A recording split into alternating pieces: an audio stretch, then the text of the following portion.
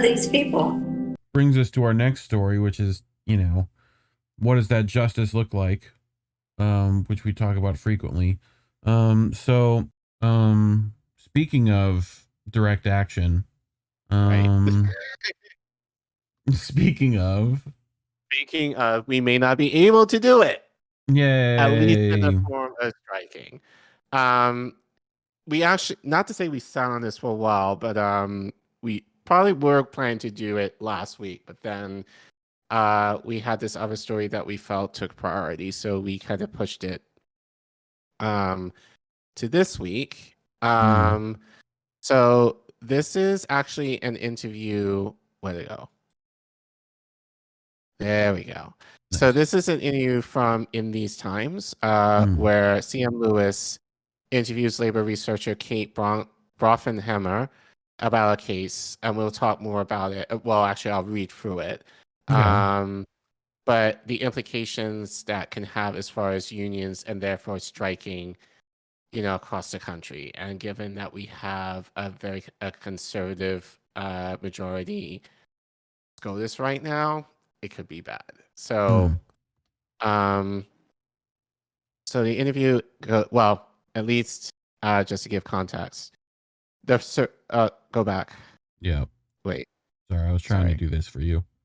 Yeah, thank you.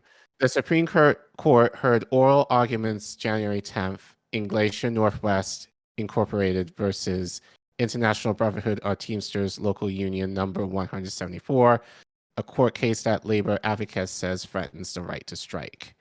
The ability to withhold your labor is one of the most powerful tools throughout the history of unionization that has ensured workers can improve their working conditions.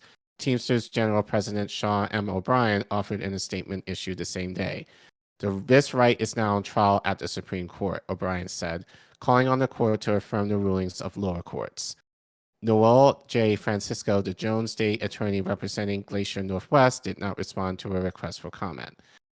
CM Lewis, working for In These Times, interviewed Kate Brofenheimer, Director of Labor Education Research and a senior lecturer at Cornell University School of Industrial and Labor Relations, about the potential labor implications of the case. The interview has been edited for clarity and length. So, Lewis, the Supreme Court just heard oral arguments in Glacier Northwest, Inc. versus International Brotherhood of Teamsters. What question does the case put to court? Brofenheimer, there's two questions. The employer sued the union for torturous destruction of company property and is going after the Teamsters. I'm basically going after the government, arguing under the takings clause that it has to be reimbursed for the property. The basic case is that when workers go on strike, by definition, the purpose of the strike is to cost the employer something economically.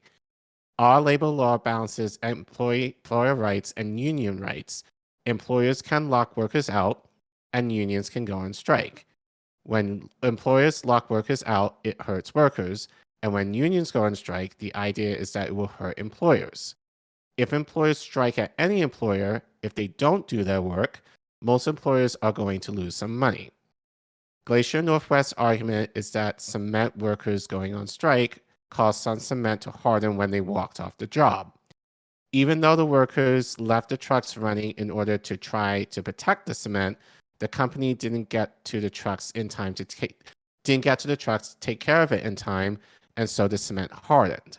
The company suffered losses, and because of those losses, the company is suing the union for torturous destruction of property. There we go. Jesus. Yeah, thank you. The National Labor Relations Board ruled that it was the company that committed an unfair labor practice by retaliating against the union for going on strike. That has to go before the full board, but had been declared a legal strike by the NLRB. And historically, the federal government does not interfere with NLRB cases, and the courts do not interfere in NLRB cases. Lewis, it seems like an important question is whether employees can go to the courts if they get an answer they don't like from the NLRB. Brofenheimer, the NLRB is empowered under the preemption doctrine with determining whether union conduct is protected by federal labor law like the National Labor Relations Act, and they also decide whether said labor law preempts the application of other law. In this case, the company is trying to go around that. Now, of course, companies can go to the courts, but whether they win in the courts is an entirely different question. We can see Amazon and Starbucks challenging every single decision made by the NLRB, challenging the legitimacy of the NLRB. But if we start to have a very active right-wing judiciary that starts to turn over precedent in NLRB decisions and court cases supporting NLRB decisions, we will be in very dangerous terrain. There is a great risk that this will happen in this case, and if it does, union workers will have a very limited right to strike. Lewis, what do you see as the broader impact for employer behavior if the Supreme Court sides with the company in this case? Brofenheimer, these cases get to the Supreme Court because federal courts in general have moved to the right. And so we get lower level federal court decisions, but then the Supreme Court gets to rule on them, which is the case in Glacier Northwest.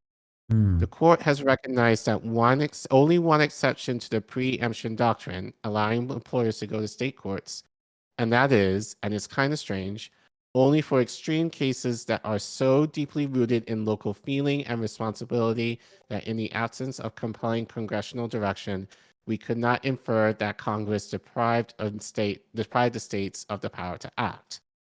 Up until now, the court has defined extreme cases as things such as picket line violence, intimidation, and coercion, but that did not exist in this case.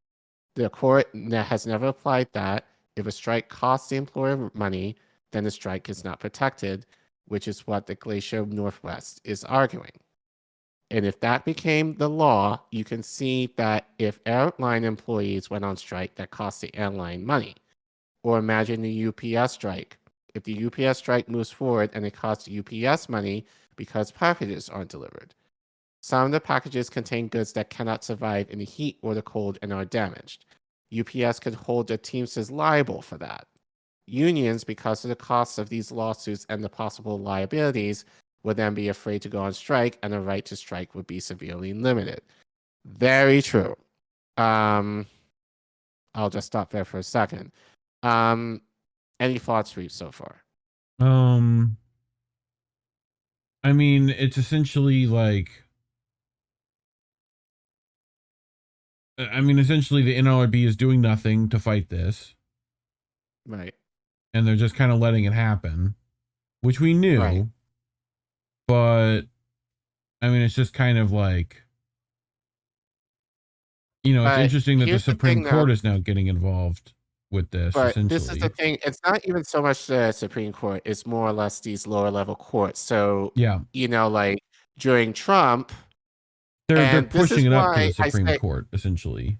Right. But then, like, even in the lower courts, have become more conservative. Like, we read of, Hakeem Jeffries this week, trying to nominate a judge that is anti-choice. Right. Chuck Schumer a few years ago basically made a deal with what's his face? Turtle.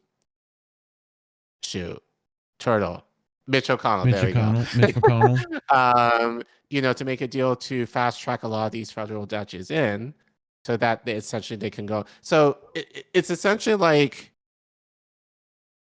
Democrats, when it comes to screwing over the working class, pay 4D chess.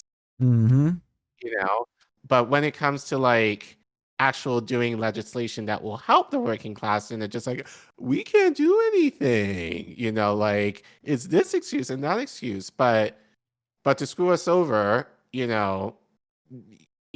so I think in a lot of ways, all the moves that people are not necessarily talking about, in terms of like how underhanded the Democrats are, like we know fucking Republicans are shit, but all of that work that really goes under the radar, especially as far as mainstream media, ends up with stuff like this. That in turn about kind of moderate white liberal is in my head. Right. But Brofenbrenner. That's that name. Brofenbrenner. There we go. Yep. Um, but anyway, let's continue. Mm-hmm. Zoom in, please. Yep. It seems likely that Labor could face tough rulings from the courts. What does a hostile judiciary mean for Labor strategy moving forward? Labor could go by any number of directions in how they respond. It could have the effect that Labor can get very cautious. Unions could start to decide that this is a time they shouldn't have major actions and strikes, and they should back off firing massive unfair labor cases, and instead, very much like the early years after Reagan came into office, unions kind of back off and became afraid of the strike. On the other side would be unions saying, we know that this is political, and if we, in response to their decisions, create more chaos in the economy, strike more, engage in community campaigns, and get the public rallied about this, then the judiciary may start to feel the pressure, or the executive branch will push the pressure on the judiciary. We are at this moment where the Teamsters are planning a national UPS strike. Will an adverse decision in the Glacier Northwest case start to undermine that campaign? That would have huge repercussions for the labor movement globally, because a successful UPS strike will impact the global labor movement as it did in 1997. It will do so again. Add in that the court is doing this at a time where public support for unions is at its highest it has been in, about 6 decades. This is not an ideal time to start getting worker rights. Like that they care. Is there an opportunity for labor to politically frame this question in a way that labor often has struggled to do? I think what is more important than trying to use it politically is to use it to organize and increase your power. Wow. Labor doesn't have enough power right now. In a recent issue of In These Times, Hamilton Nolan pointed out that in resources and amount of money, labor spends more on politics relative to other things. That's putting the cart before the horse. Labor doesn't have the power to make change politically, and will only have that power if it organizes more and builds out community and global alliances. When it builds that power, the political power will fall into place. Anything else that you think is important to mention? The attack on the public sector by the courts and legislatures is very significant. This was a strategic plan by some of the biggest corporations in the country. Recognizing the union's political power depends on having money and resources, and that public sector unions are active politically. While they failed in Ohio and Pennsylvania, they succeeded in Wisconsin and Indiana. These were states with strong labor movements, and that's gone. Companies like the Koch brothers and Koch enterprises are being very strategic, and it's not new. We saw Coors Beer doing that in the 1980s. But the fact is, it is a much more effective and much more national strategy. I'm sure there are meetings where these guys all get together, and they're mostly guys, and say, okay, what state are we going to target next? Where are we going to file a court case? That's it. So that's it. But yeah, I think in terms of two things. So in terms of unions feeling, in a sense, helpless, definitely resonate with that. Like I know in my case from my teachers union, like that's why they don't do much, because one, the money, to kind of attack, like in this case, our mayor and like other corporations, they don't have the money for that necessarily. So they have to be, so if anything, they're a lot more cautious in terms of how they do direct action that doesn't, put them out financially. So totally get that as far as unions. But what I think is also significant is that Barnhammer basically said, like, you need to build that community, that organizing. And I know you and India have talked about this even on a small scale, in order to elevate these issues, that the unions are able to have power, where they're able to defend themselves more politically, but then having the backing of the labor behind them to have more of an impact. And I think I think my biggest issues with unions, as we kind of saw with the railroad workers, especially with non-union leadership, is that they don't often use their base to kind of essentially do the work for them, if that makes any sense. Yeah. No, absolutely. I mean, for me, it's you gotta use what power you got now to get power. So strike while the iron's hot, Right. if you will. Right. But then it's like, and we talked about this regarding, Chris Smalls last week. You can't have a spokesperson for the union, essentially. Like, it's a team sport. So you have to involve the workers in your campaign and other unions who can kind of come alongside in solidarity. And that's where the power politically comes from. Mm-hmm. And the fact that, Bramenheimer basically said, they have two choices, I think looking at it from more of the Supreme Court level, they can either just say, fuck this, like we're the elite, you guys are not going to do anything, so we can basically do what we say, or be fearful of what can happen if labor actually came together and actually made some noise. Yeah. So really this article is basically saying, if you want to be able to have your right to strike protected, organize around it, know? And I feel, but that being said, I fear, and again, it's definitely given a conservative Supreme Court, and they're bought off as well, it's going to go the other way because we haven't seen much direct action. Like, I was hoping with the railroad workers, there would be some, but I feel like right now that's basically dead. Crazy how that works. Now. So I feel like, but I feel also that's very strategic in terms of having workers feel despair, like by politicians that they're not charged to do anything because they feel like they essentially lose their power, which is a very sad case of affairs. But that also kind of leads into the fact that we don't have the social